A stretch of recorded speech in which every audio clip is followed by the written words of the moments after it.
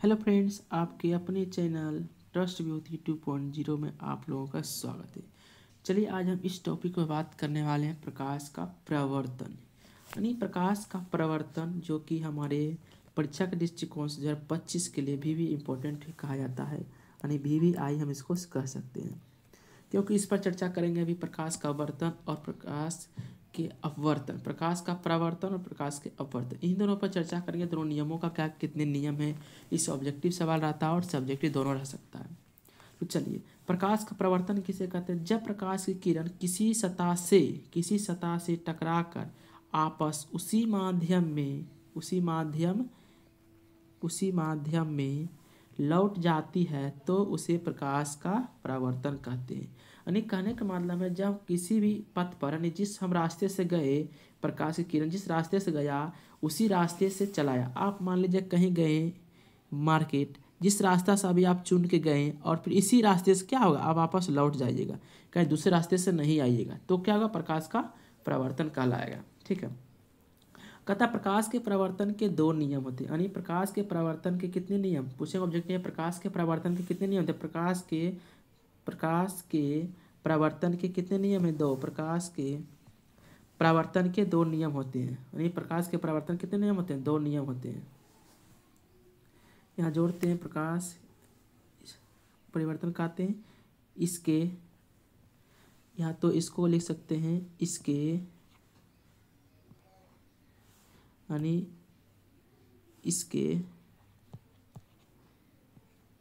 इसके दो नियम होते हैं। अब नियम की बात हम लोग चर्चा करेंगे, नियम कौन कौन से होते हैं। आप लोग परावर्तन पढ़ लिया मैंने। जब प्रकाश की किरण किसी सतह से टकराकर आपस उसी माध्यम में लौट जाती तो उसे प्रकाश का परावर्तन कहते हैं। यानी कहने का मतलब, हम जिस रास्ते से मार्केट गए हैं फिर उसी रास्ते से मार्केट से चले आएंगे घर तक, तो उसको प्रकाश का परावर्तन कर सकते हैं अपने भाषा में। और उसी बार आ गया कि जिस रास्ते से गया है ये किरण और फिर उसी रास्ते से क्या हुआ, आपस हो गया। इस रास्ते से ये गया और फिर इसी रास्ते से क्या हुआ, आपस हो गया। इसे प्रकाश का परावर्तन कहते हैं। चलिए इसके नियमों की व्याख्या करें। दो नियम हैं। नंबर देखिए, अब कुछ इस तरह से फिगर बनता है। आपके नियमों की चर्चा करेंगे कि आप इस तरह से, एक होता, अब इस नियमों के आगे हम बताएंगे, पहले दो। एक इसमें बताया गया, ये आपको है आपतित किरण, परावर्तित किरण और अभिलंब तीनों, इसके एक नियम कहा गया है। आपतित किरण परावर्तित किरण तथा आपतन बिंदु पर डाला गया अभिलंब सभी एक ही तल में होते हैं। दूसरा नियम कहा गया, आपतन कोण बराबर परावर्तन, जिस कोण का मान इतना यहाँ रहेगा उसी कोण का मान यहाँ 60 डिग्री है तो यहाँ पर भी इसका मान 60 डिग्री रहेगा। ठीक है। यानी कहने का मतलब नियम क्या होता है, बराबर होता है। क्या होता है, बराबर होता है। कोण आई बराबर कोण आर। इनके नियमों के बारे में चर्चा हम इस तरह से, आपको 5 मिनट में पूछा जाएगा। अपने प्रकाश के परावर्तन के नियम को व्याख्या पूरा करें, तो व्याख्या पूरा करना इस तरह से आप लोग लिख सकते हैं। ठीक है, तो आप इस तरह से इसको पूरा लिख सकते हैं यहाँ तक। अब चलिए इसके नियमों कौन कौन दो नियम हैं उनकी भी चर्चा करते हैं। तो आपतित किरण परावर्तित किरण तथा अभिलंब एक ही तल में होते हैं। माने जितना भी इस पर किया गया कार्य है सब क्या होता है, एक ही तल में। ऐसे आप देख रहे थे, ये समतल दर्पण है, ये आपतित किरण हो गया, ये परावर्तित किरण हो गया। इधर से ये आया और इधर से ये चला गया, और इस पर जो एक अभिलंब डाला गया, अभिलंब जो है सब क्या होता है, एक ही तल में होता है। आप देख रहे हैं कि सब यहाँ आके मिल रहा है, इसीलिए बोला गया है कि आपतित किरण परावर्तित किरण तथा अभिलंब एक ही तल में होते हैं। अभिलंब भी क्या बना, इसी बिंदु पर बन रहा है, इसी को अभिलंब बोलते हैं, इसी को अभिलंब बोलते हैं, इसी को अभिलंब हम लोग बोलते हैं। सब क्या है, ये आपतित किरण हो गया, ये आपतित किरण, ये परावर्तित किरण, सभी एक ही तल में। अब कहता है आपतन कोण परावर्तन कोण के बराबर है। आपतन कोण यानी आई, आपतन कोण ये आई और ये परावर्तन कोण आर, ये दोनों आपस में क्या होते हैं, बराबर। मैंने कोण आई बराबर कोण आर। इसका दो नियम है, कोण आई बराबर कोण आर। मैंने आपतित किरण परावर्तित किरण तथा अभिलंब एक ही तल में होते हैं, सभी एक ही तल में होते हैं। अभिलंब सभी एक ही तल में। चलिए अब थोड़ा अपवर्तन की बात करते हैं, अपवर्तन के बारे में चर्चा करते हैं अभी हम लोग। प्रकाश का अपवर्तन,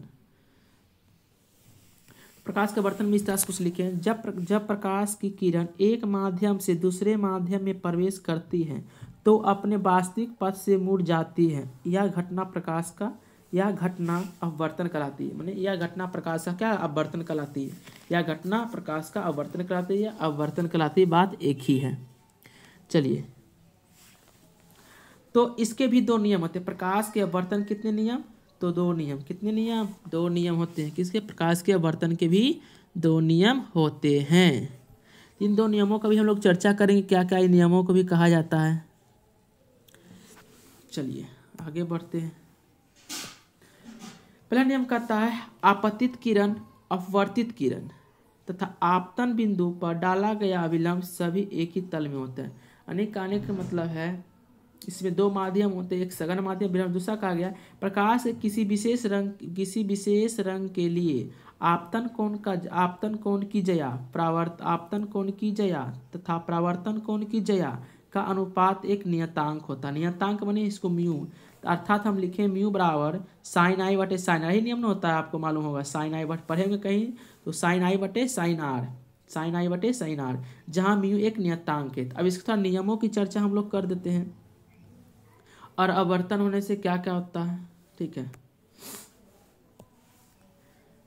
तो इसको बाद में बताएंगे ये सब क्या होता है, अपवर्तन क्या होता है। इसके अलावा आपको और बताते हैं कुछ जो कि बहुत इम्पोर्टेंट है। और जैसे मान लिया जाए ये एक तरह से क्या है, लाइन स्ट्रेट लाइन खींच दी है और हमने यहाँ पे एक स्ट्रेट लाइन खींच दिया, चार भागों में बट गया। ठीक है, ये कितने भागों में, चार भागों में हम लोग इसको बांट दिए हैं। ठीक है, चार भागों में बांट दिए और कहते हैं और जब ये मान लिया जाए सघन माध्यम, ये क्या है, ये क्या है विरल माध्यम, और ये मान लिया जाए विरल माध्यम। ठीक है, और ये सघन माध्यम, सघन माध्यम। अब आपसे पूछेगा कि जब हम किसी आपतित किरण को विरल माध्यम से सघन माध्यम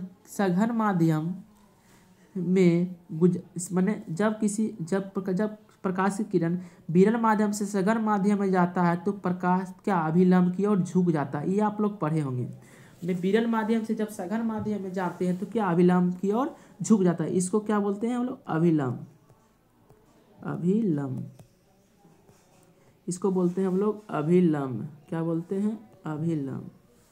ठीक है, अभिलंब की ओर झुक जाती है। तो आपतित किरण हमारा ये होगा, आपतित किरण क्या हो जाएगा, ये मान इसको हम डॉट डॉट से दर्शा लेते हैं, तो यानी डॉट डॉट से इसको डॉट डॉट से दर्शा लेते हैं। ठीक है, यानी डॉट डॉट से दर्शा लेते हैं तो क्या हो जाएगा। ठीक है, ये क्या हुआ हमारा, यानी हमारा ये एक अभिलंब है। ये क्या है, अभिलंब है। कौन अभिलंब, ये अभिलंब है, अभिलंब। ठीक है, निकालने मतलब जब विरल माध्यम से सघन माध्यम में आएगा तो अभिलंब की ओर झुकेगा, क्योंकि अभिलंब आप जानते हैं सघन माने क्या होता है, सघन मतलब होता है घना, सघन मतलब होता है घना। आप देखते हैं जंगल, अब मान लीजिए जंगल कितना घना होता है, सगर क्या होता है, हर एक जगह लगभग पेड़ आपको मिलेगा, लेकिन चले जाइए आप खेत खलिहान में, हाँ मिलेगा, नहीं मिलेगा। सघन मतलब घना, जिसके कण सटे सटे होते, सघन मतलब घना, सघन मतलब क्या होता है, घना।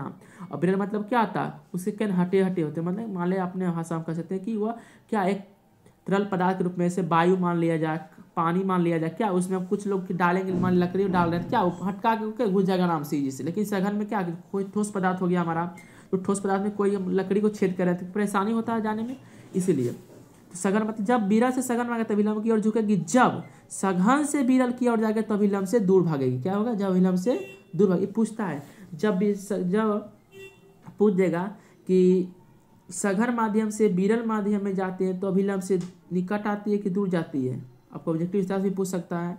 ठीक है, तो ये क्या होगा, कौन आई हो गया, और ये क्या हुआ, कौन आर हो गया। ठीक है, और इसमें एक और पूछता है ज़्यादा करके, क्या पूछता है, पार्श्व विस्थापन किसे कहते हैं।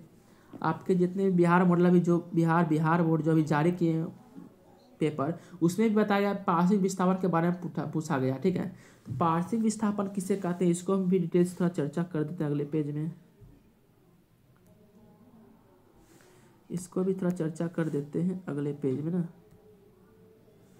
क्या होता है अगले पेज में। चलिए देखिए पार्श्विक विस्थापन क्या होता है, पार्श्विक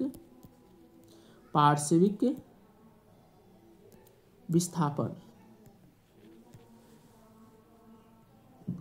ठीक है, इसमें क्या होता है आपतित किरण और निर्गत किरण। क्या होता है आपतित किरण और निर्गत किरण के बीच की दूरी पार्श्विक विस्थापन कहलाते हैं। क्या होते हैं आपतित किरण और निर्गत किरण, यानी आपतित किरण और निर्गत किरण के बीच की दूरी क्या कहलाते हैं, पार्श्विक विस्थापन कहलाते हैं। इसको लिख सकते हैं आपतित किरण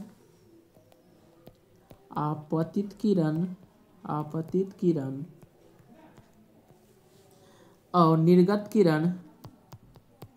निर्गत किरण के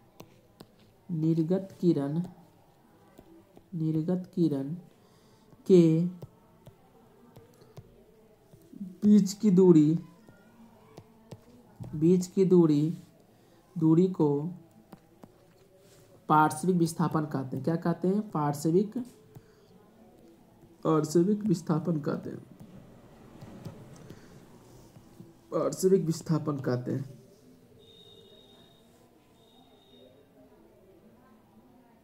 ठीक है, चलिए तो पार्श्विक कहते हैं आपतित किरण और निर्गत किरण के बीच की दूरी को पार्श्विक विस्थापन कहते हैं। ठीक है, चलिए आज के सिर्फ क्लास आप लोग का सेशन नहीं रहेगा, हम सिर्फ आपको टॉपिक वाइज करा रहे हैं कि इंपॉर्टेंट जहाँ जहाँ से क्वेश्चन सब्जेक्टिव बने ऑब्जेक्टिव बने सिर्फ वहीं से आप लोग को टॉपिक उठाकर हम बता रहे हैं, ताकि आप लोगों को आसानी से अच्छे मार्क्स में क्या ग्रोथ में वृद्धि हो सकता है कि जहाँ 2-4 नंबर कम आ रहा है आप लोग बना रहे होंगे तो वहाँ नंबर क्या बढ़ने का चांस रहेगा। इसके बाद जब चैप्टर को पूरा कंप्लीट कर देंगे तो आपको MCQ भी कराएंगे, वस्तुनिष्ठ प्रश्न भी हम लोग कराएंगे। उसके साथ साथ प्रीवियस MCQ जो क्वेश्चन लाएंगे हम लोग प्रीवियस ईयर क्वेश्चन है PYQ यानी जितना भी क्वेश्चन रहेगा, जितना भी बिहार बोर्ड पूछा गया जितने साल में, सिर्फ वही चैप्टर वाइज वही क्वेश्चन आपको ला के सॉल्व कराएंगे। चलिए आज की वीडियो सिर्फ वहीं तक। जय हिंद जय भारत।